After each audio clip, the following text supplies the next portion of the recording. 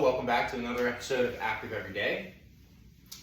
Today we're going to revisit some of our mobility exercises for our feet and our ankles. We need to take care of our feet and our ankles. We need to take care of how well this part of our body not just moves, but how it feels and responds. It takes information and gives information back. It's an easy part of our body. It's so far away from our head and hands. It's easy to forget about the importance and the priority that we can place on our feet. So, ankle stretching, foot stretching, how our toes are moving, all very, very important. You can do so much with the shoes on. The sole of the shoe protects your foot. It gives you some enhanced protection from your skin, having abrasion on it. So the shoe can be quite helpful. It could give stability depending on the style shoe that you wear. I don't want to dive into shoe details today. I just want to say that having the shoe on, there's benefits. Having the shoe off, there's benefits. So we're going to take our shoe off today and just run through a little routine here. So if your toes can be more flexible, everything above the toes can be potentially more flexible. And if we can be more flexible, then we can open up Pandora's box to all the other benefits that we get from our feet, like adjusting for balance, having strength in the foot, having tolerance to avoid injuries or reduce pain. You know, if we have things that are accruing in our feet over time, like bunions, or our arches are falling, or some heel spurs. What are some other ones we deal with a lot with our clients? Plantar fasciitis, right? All these different issues that can cause us discomfort in our feet, limit how we move, definitely change the trajectory of our life. Well, we can address a lot of these things if we just spend a little bit of time, all the time, often, paying attention to our feet. So, the first one, we need to get our foot in our hand, however you can do that. If you can't cross your leg or get to your feet, then we may need to seek out some assistance from somebody, a practitioner that can help get this process moved along, all right? And then hopefully we can develop some mobility in your body that allows you to get to your feet. But I'll show you two positions. So one is a cross-leg position. It allows me to get to my foot. I may also be able to be near a bench or a chair. I may be able to sit my foot on there and then come on down and reach the front of my foot. It doesn't matter the position you're in. What matters is our hands can get on our toes. So for today, I'll just leave the socks on. We're not going to do a lot of toe splaying or spreading our toes out today. Really what we're going to do is just use our hands to manipulate our feet. So I'm just going to grab onto the foot and I'm just going to move it back and forth. Basically, I'm going to flex the foot, straighten the foot, flex the foot, straighten the foot. I'm going to do it for about 30 seconds, okay, before I switch to my other foot. Is there a right or a wrong way to do this? I would say the wrong way would be fast, twitchy, okay? The right way would be slow with light holds. 2, 1, let go, change, bend, 2, 1, let go, change, bend it. Just go slow, like you're giving yourself a massage. Okay, let's switch feet.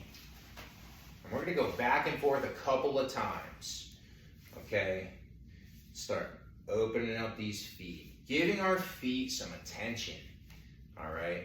It's not just attention from my hand on the foot, okay? Nothing that we do fit with our body physically or mentally, all right, if we really want to see some good change, is going to happen from just a one-sided approach. We've got to have a 2, 3, 4, a multi-sided approach. So my hand is giving attention, my brain, I'm paying attention to what my foot feels like when I pull down on the pinky toe and the second toe and the third toe, the fourth toe, and as I bend on the big toe, I'm just thinking about what it feels like. Do I feel more stretching in any one of those areas? Because if I do, those are areas I'm going to give more attention to when I return. Let's come back to the first foot. Do it again. Okay? Your thumb, very powerful tool for the bottom of the foot.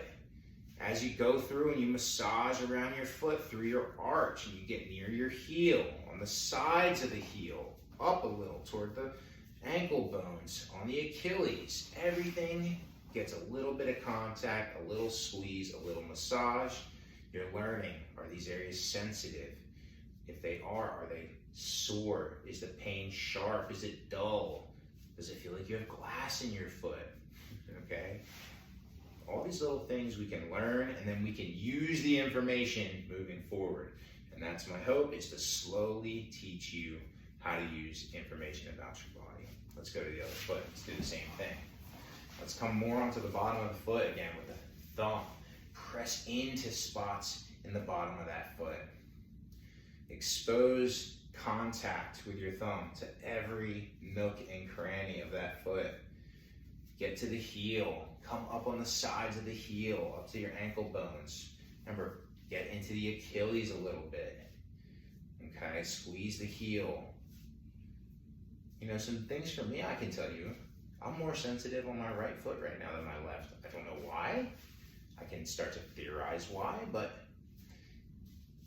what matters is I notice there's a difference. Actually, a pretty significant difference. My right foot was really sensitive down here, near my heel. Okay. So let's come back to our first foot, and now let's use some information. If we were really sensitive, or any one spot was really tender or sore when we tried to move it around or stretch it, now's the time to spend a little extra focus on those areas. So for me, when I pull my toes back like this, all right, I get a really big stretch under my right big toe. So I'm just gonna hold that stretch a little longer and just kind of massage around while I'm holding the stretch. You can see I got my big toe pulled back, and now I'm just using my thumb to kind of massage around the bottom of that foot. And then I also noticed that near my heel was pretty sensitive. So I'm gonna go to my heel, just do the same thing, just kind of give a little extra massage down into those spots. You know, I did injure my ankle pretty severely playing college football. And so it's not uncommon that I feel differences in the front of my ankle. I have been doing a lot of different squatting positions recently, and I began incorporating a little bit more jumping into my workout. So maybe that's why I've got a little bit of this different soreness on my right than the left, but here nor there, I'm giving this a little extra attention and extra love. Let's go back to the other foot. There was not much really for me to clear up here, so I'm not gonna really spend any extra time in any one spot. I'm really just gonna do a combination of our first two sets. I'm gonna bend and flex the toes a lot, and then just massage all the way down to the heel once more. You spend time addressing anything specific that stood out for you, and just don't forget, time spent paying attention to your foot, giving it some self-care, massage are some benefits. So if you didn't find anything that stood out to you, that's excellent. That's best case scenario, right? You have no major issues, and your feet are thanking you for giving them attention. Okay, couple of things for our stretches. We want to work on loading our feet in flexion and extension. Let's do a quick review. Extension is when we push down and out, so we extend. Flexion is going to be up. If you forget, it doesn't matter. Toes down, toes up. Okay, so we do these ankle circles in our warm-ups for a lot of our other workouts. Let's do some of those today. So I'm going to hold my leg up and support it kind of however you want. All right, I like doing this under, and then I go in front of my shin, and I grab my forearm. It's very sturdy, but also I can feel the bones in my shin if the bones are moving around a lot. I also get a little bit of feedback under my fingertips, the muscle in the front of my shin. I can feel it flex, and that's a really good thing. We want that muscle to flex. Okay, so I'm going to do 10 circles each direction. Remember the theme here, it's slow and big. Okay, so we're exposing that flexion extension with this pattern. We also get a little bit of side to side movement, inversion, eversion. Okay, the foot turns in and under and outward. Okay, change direction for 10 circles.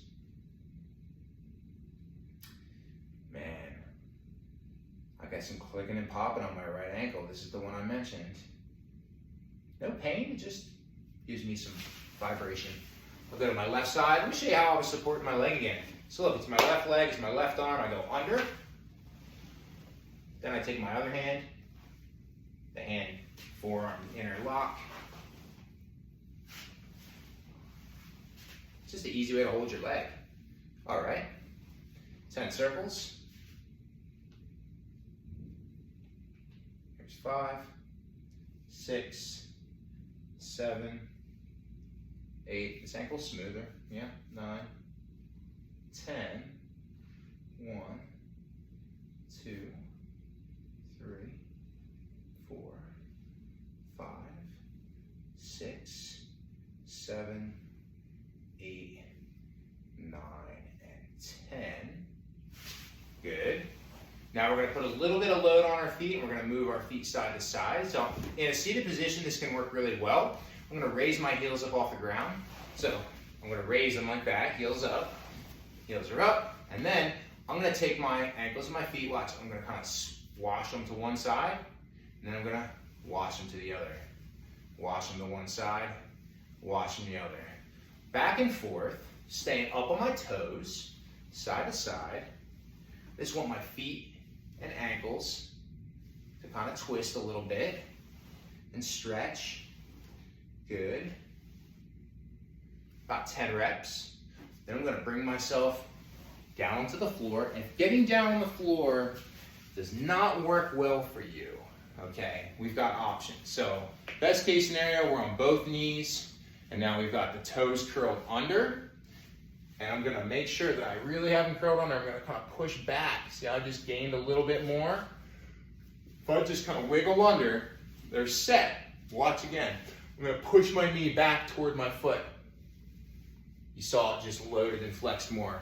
You can even see here my right knee is now slightly behind my left, and I feel much more stretch. Let me do the other side. Again, I'm just going to push my knee back, get as much of that curl under with my toes as I can, and then I want to try to sit my butt back and down, and we're going to hold here. Alternatives, if you can't get down on both knees, well, we can just do one at a time. So you could be in a half kneeling position, doing the same thing. Again, you want to get yourself where you can push back and really load flexion onto that toe. Let that toe really curl under. And then we want to try to sit some weight back down on it and hold. All right. If it's really uncomfortable, try for about 10 seconds. If you can manage this, it could be 30 seconds to 2 minutes. All right. Longer, 2 minutes, if you're just going to do one or two sets maybe. 30 seconds if you're going to do multiple sets.